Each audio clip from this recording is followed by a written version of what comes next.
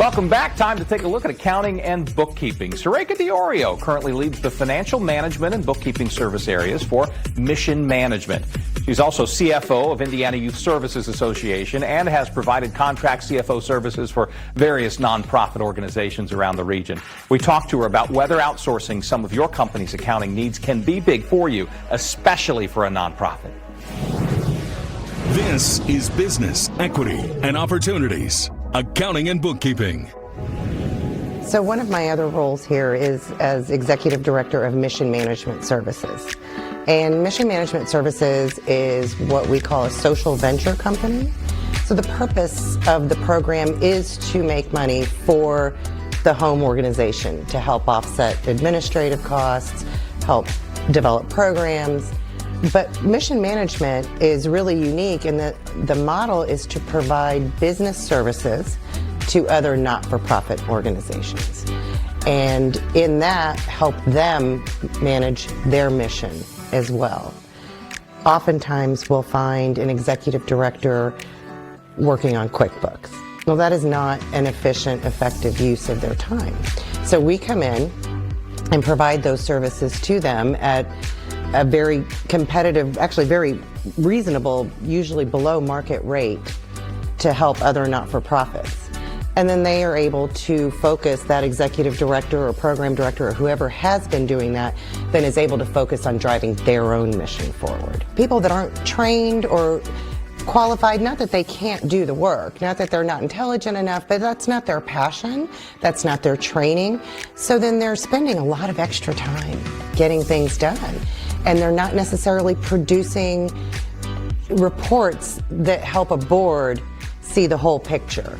A lot of times when we've come in, we've seen sort of not your standard income statement and balance sheet, but some form of, maybe a check register that they're bringing to the board and saying, okay, this is what we're doing. Well, that doesn't really give you the whole picture of what's happening in the organization.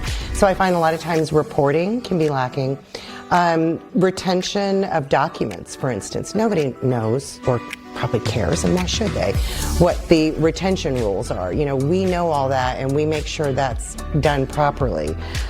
Payroll, tax liabilities. A lot of times people don't understand the importance of making sure those are paid on time and that those are the top of the list. You have payroll and then you have the government, and you need to make sure you prioritize those.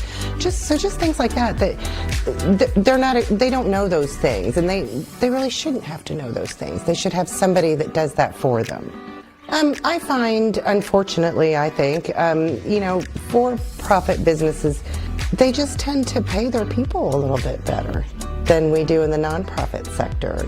We have a different level here where, you've got people with such heart and such passion, a lot of times doing this work for half of what they could get in the private sector. But I think that really shows their commitment and their passion. And so one of the other things that, we try to do here at IYSA is try to look at the market and see what's out there and make sure that our people are being paid a fair market wage for the jobs that they're doing. Another difference is a lot of times they just have more unrestricted cash, I guess is what you would call it. They are in charge of how their funds are spent. We sometimes in the not-for-profit world are restricted by grants, by donors, on how we can spend our money. So they have a little more leeway and they have more choice in how they spend their funds than we do. I think some donors just have a real passion for certain things. And so they want their funds used for those certain things. And I think that's important to honor.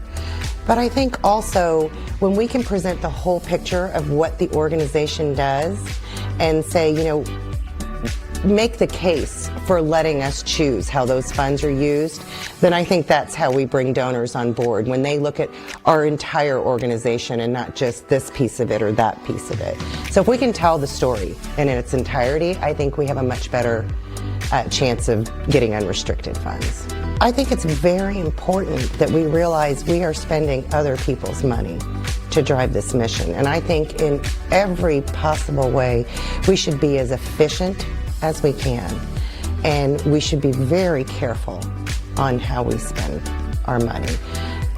I think it's important to remember that we are stewards of other people's funds and driving forward programs that they are invested in, whether it be a government agency, a private foundation, a private donor. They have an investment in what we are doing, and we should really manage that investment to the best of our ability.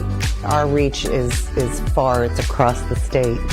It's in many different areas. It's youth, it's families, it's businesses, it's youth workers, it's youth organizations. It's vast, and I think that's really exciting, the amount of work that we do. I have people sometimes say, give me the elevator speech of IYSA, and I said, well, do you have time to go to the 32nd floor? Because there is a lot. There is a lot that we do, and I am so honored to be part of that, and to know that even though I'm not in the direct service and necessarily working with the youth or with the youth agencies for that sort of programming, that the work I do behind the scenes helps all of them move forward and drive their missions forward. You can see all of our accounting and bookkeeping segments at beoshow.com. During the broadcast, scan the QR code. It's the quickest way there. While you're there, sign up for our newsletter. We update it every Tuesday. Subscribe to the Business Equity and Opportunities podcast and listen to our contributors on your schedule.